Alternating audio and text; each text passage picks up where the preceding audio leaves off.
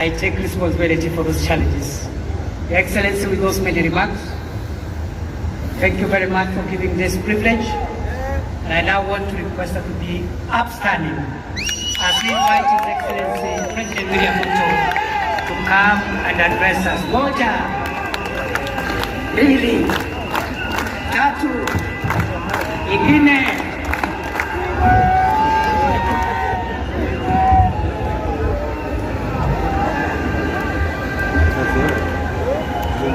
Asante sana. Tafadhali tunaweza kuketi chini. Asante sana.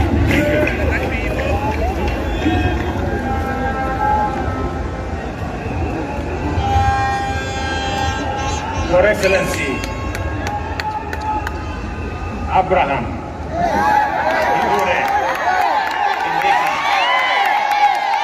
Deputy President of the Republic of Kenya. Excellencies, Mr. Speaker of the National Assembly, Mr. Speaker of the Senate, our sister, your leadership, the Chief Justice of the Republic of Kenya, members of the judiciary, members of the executive, members of the legislature, fellow Kenyans, hamjambo. Hamjambo tena. Bwana Yesu asifiwe.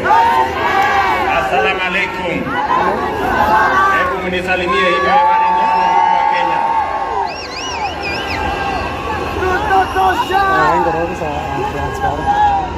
I am proud to witness the swearing in of the Honorable Abraham Professor Kindiki as the third Deputy President of the Republic of Kenya under the 2010 Constitution. I know him as a dedicated professional whose commitment to excellence has helped us overcome daunting challenges, and as a tireless public servant on the path of national leadership. Abraham is also a patriot whose dedication to cohesion, national unity, and inclusivity is beyond reproach. An effective champion of peace and stability, and across every part of our country, and a loyal steward of our bottom-up economic transformation agenda, whom together with many others we crafted to take our country to the next level. Over the past 2 decades, I have had the privilege to witness Professor Kindiki's work as a professor, litigation lawyer, consulting attorney, senator representing Tharaka Nithi, Majority Leader of the Senate, Deputy Speaker of the Senate, the most recently as Cabinet Secretary. I can confirm that in all these roles, he has demonstrated exceptional dedication, high competence and professionalism, and consistently delivered results beyond expectations. Professor Kindiki is a highly qualified and outstanding scholar, advocate and public servant, whose career has been defined by exemplary achievements which demonstrate his vision for positive change and commitment to high standards of efficiency in the performance of his duties.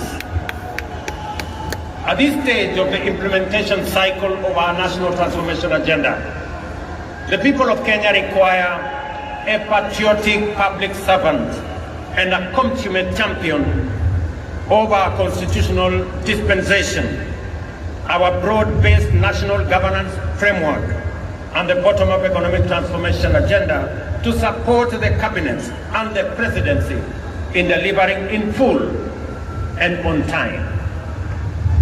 This moment calls for an individual who takes pride in a job well done and is humble enough to be a loyal servant of the people, and who is selfless enough to reach out and mobilize the entirety of government towards delivering for Kenya, experienced enough to understand the importance of engaging all sectors of our economy to drive transformation, and committed enough to serve professionally with loyalty and, most importantly, with integrity. I am delighted to affirm that our coalition, and indeed our nation, is blessed with many professionals who meet all these criteria. Among them, Abraham Kithure Kindiki stands out for his exceptional qualifications, extensive experience, and wide-ranging accomplishments. I am honored that he is available. He has told me he is ready, and I know he is willing to serve as my deputy. Professor, my young brother, let me call you Abraham K. or Abra K. Welcome to the service of this great nation, Kenya. And let me say this, I have heard you clearly when you took your oath of office and the oath for the due execution of your responsibilities as Deputy President. You have said two fundamental things in your oath. Kenyans were listening, I too was listening. You said that you will serve the people of Kenya and the Republic of Kenya. Abrake, please serve the people of Kenya and the Republic of Kenya. As I told our principal secretaries, as I told our cabinet secretaries, and as I tell every public servant who has a responsibility, who has a duty, who has the honor to serve our nation, let us serve the people of Kenya and the Republic of Kenya. We are not here to serve ourselves or our families or our communities or our regions or our villages. We are here to serve the Republic of Kenya and the people of Kenya. The second thing that you have said in your oath, I said in my oath, I listened to principal secretaries and cabinet secretaries and others. You have said you will serve without fear, without favor, without affection, and without ill will. My brother Abrake, I listened to you. The people of Kenya were listening to you. Serve without bias, without ill will, without favor, without affection, and without fear. So that together, the people of Kenya can know that their public servants, all of us, elected, appointed in different categories, shall know that we have one nation, one country, one people, and we are called upon by the Constitution of Kenya to serve them without bias, without fear, without favor. And let me undertake in this very historic national ceremony to the people of Kenya. And I say this as MCAs listen to me, as members of parliament listen to me, as members of the executive listen to me, those in the judiciary and those in the executive, that the people of Kenya, it doesn't matter. Those who live near our oceans, near our lakes, in our mountains, in our valleys, In our arid and semi-arid areas, they are one people, one great nation called Kenya. And I want to commit, pledge, and undertake that we will serve the people of Kenya equally, and no part of Kenya, no community in Kenya, no section of Kenya, no region of Kenya shall be left behind. We are going to work together.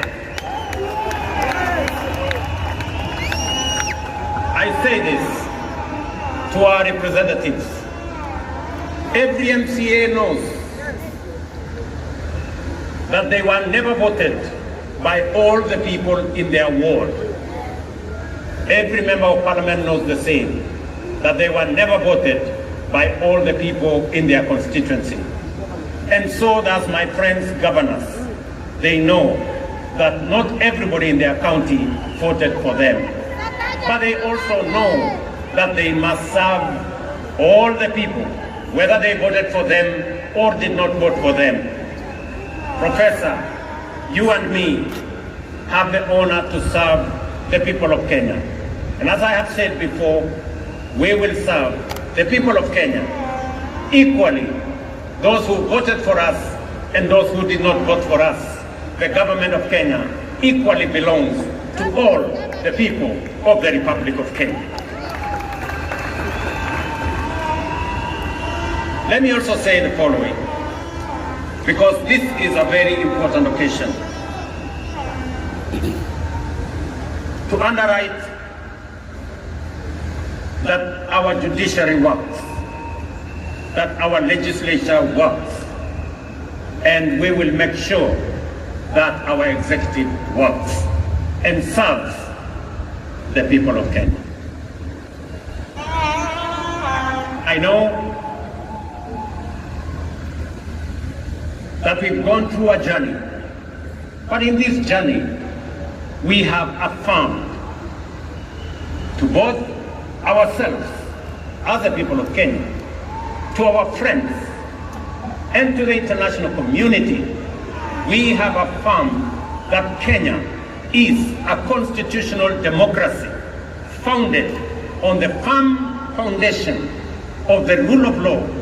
We believe in freedom, and we believe in making sure that no Kenyan and none of us is left behind. Today we stand here as a people, united, peaceful, because we are a democracy. We believe in our constitution. We believe in the rule of law, and we are a free people, and we make choices. Let me also say this to all of us who are public servants. It doesn't matter at what level. To all of us, we are reminded on this very historic day that we serve at the pleasure of the people of Kenya, and we serve under the provisions of the law and the Constitution of the Republic of Kenya. And that none of us, irrespective of the office we hold, is greater than what our Constitution says. We must obey, we must submit to the law and to the Constitution, because that is what makes us a nation. Let me say this as I conclude. We have made stride as a nation. Today, our savings as a percentage of our GDP is growing. We have changed and we have transformed our education system. Today, we have more teachers. We just announced another 20,000 teachers. We have a new funding model that is student-based, which we are refining to make sure that no child in Kenya is left behind. My dear Professor Kindiki, I need your voice. I need your intellect to help me and to help members of our cabinet to profile the things we are doing, to speak to the things that we are doing. I have almost become a lonely voice in the executive, especially in the presidency, speaking about our projects, speaking about our programs, elaborating on what we are doing. You are eloquent, my brother. You are intelligent, my brother. I am confident that you will do that which I have missed for the last 2 years. I know you will.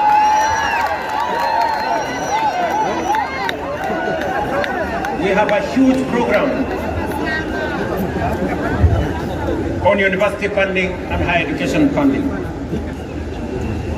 We have a huge program that today our farmers across Kenya have access to fertilizer. We have a huge program on expanding our irrigation. We have a big program on what we are doing.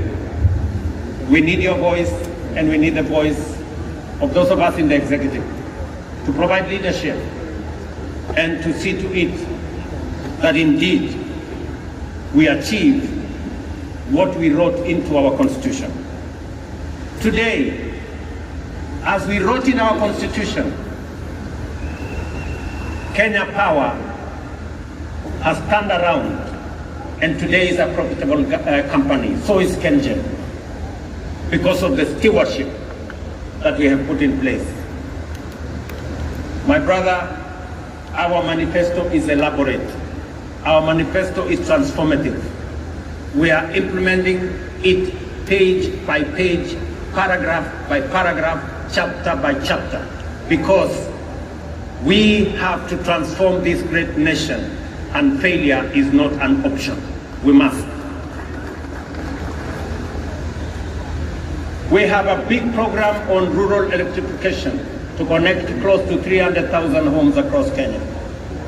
I need your support to the Ministry of Energy, who are doing a wonderful job in that exercise. We have a big program on markets across Kenya. We have a big program on housing across Kenya. Today, we have 160,000 people working in a housing program. By December, actually next month, we will begin to hand over the first 1,000 houses under our program. Under the program that will make ordinary people, Mama Mboga and Boda Boda, pay 3,000 shillings every year and access housing in the Republic of Kenya. My brother, let me tell you, our universal health coverage is underway. With a bit of challenge initially, but now we are moving. And I want to tell the people of Kenya, we are going to transform this nation. And we have the team. And Professor, welcome to the team that is going to transform Kenya into a great nation that is going to make every Kenyan proud. Let me conclude by saying we have what it takes to transform the Republic of Kenya. And I am committed to making sure that whatever it takes, whatever decisions that have to be made, we will make them so that our nation can truly be transformed. As I talk to you, 10,000 young people are now engaged in climate works in Nairobi. We intend to take that in the next few months into 40 and 50,000 young people. And I commit to the people of the great city of Nairobi that we are going to clean the Nairobi River and we are going to transform it into a better, different causeway as we transform the city in the sun, the headquarters of the environment in the world, where we have UNEP in Nairobi. We're also going to roll out a program that will make sure that we tap into the private sector and make sure that we can work through public and private partnership to make sure that we roll out some of the urgent, important programs that are important for the transformation of our nation.